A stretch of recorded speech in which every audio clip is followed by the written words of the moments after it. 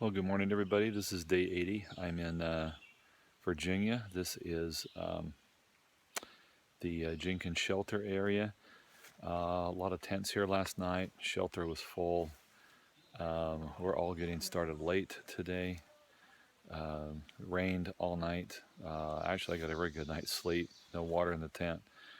A very beautiful area. And anyway, looking to get to the about a 13.5 today, even though I'm getting started late, and it's 80% chance of rain today. So today's going to be a challenge, and I'm looking forward to it. And let me just say, Harry Reasoner, who I think was one of the kind of counterparts to the Walter Cronkite in that era of TV news journalism, he wrote an article years ago, and they publish it as little plaques and stuff. It's like, excuse me for a second. What's the difference between helicopter pilots and airplane pilots?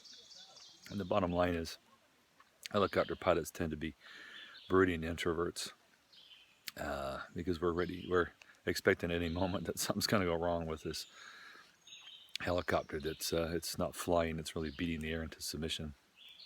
And so sometimes if my dialogue, my videos come off as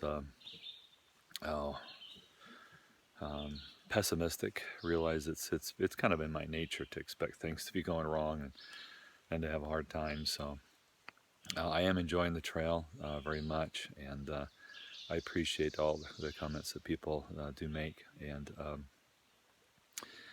I'm glad that you're along for the journey here with me, and hope not that I don't drive anybody off because of getting down and depressed sometimes. So anyway, that's a little bit of insight into me, the brooding introvert. All right, so let's get off and get hiking in this on this beautiful day. See you later. Bye. Well, there's not a whole lot to look at scenery-wise. A lot of mud. You can kind of hear me sloshing through it. This part's really not too bad, but I just ran into a guy from North Dakota, and I've already forgotten his trail name. It'll probably come to me in a minute. First North Dakotan I've run into reminded me of, I told him I was stationed at he's from Grand Forks. I told him I was stationed at Minot. He's like, why not Minot? And of course, then my response is, freezing's the reason. Spent almost 3 years there, flying for Det 7 of the 37th ARRS, which stands for Aerospace Rescue and Recovery Service.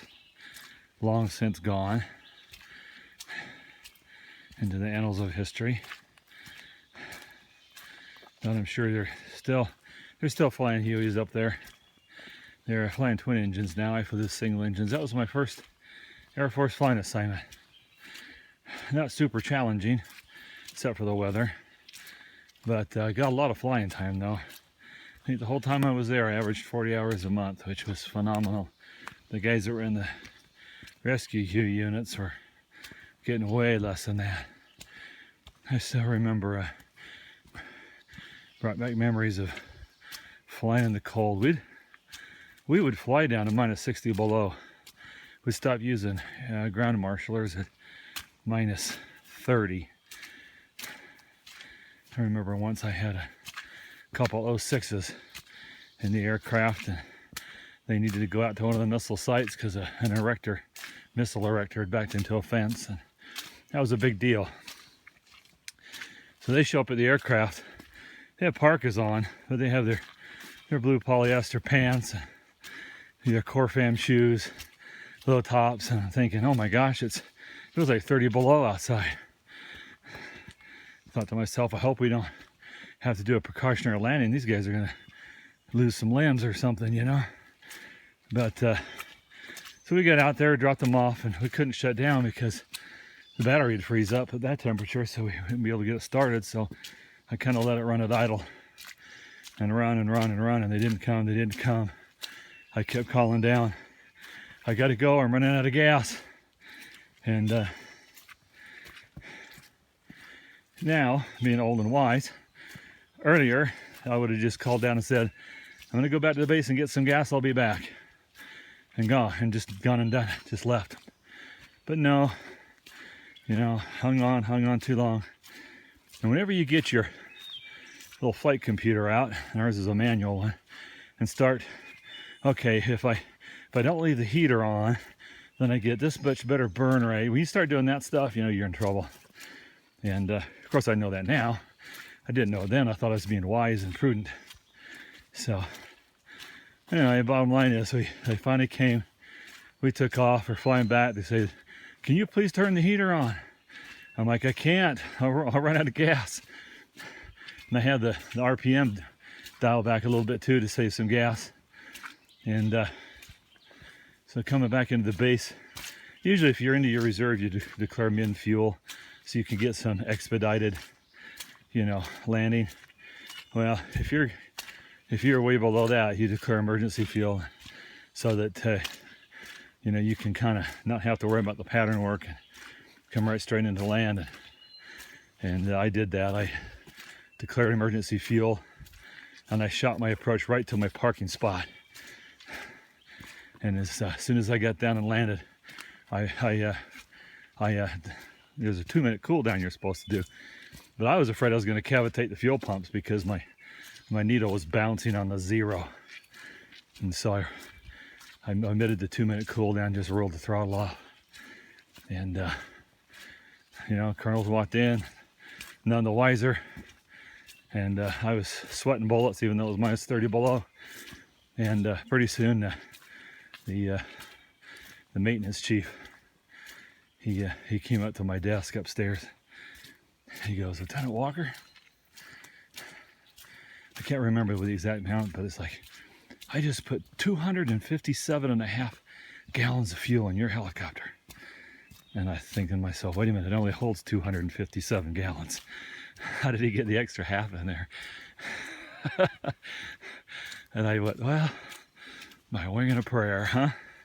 That was one of my first lessons learned about fuel management, and saved me many a time. Other than after that, helped teach guys about it. When you start getting the flight computer out and you start calculating your fuel burn based upon, you know, tables and graphs and assumptions to be able to make a destination, you're already in trouble.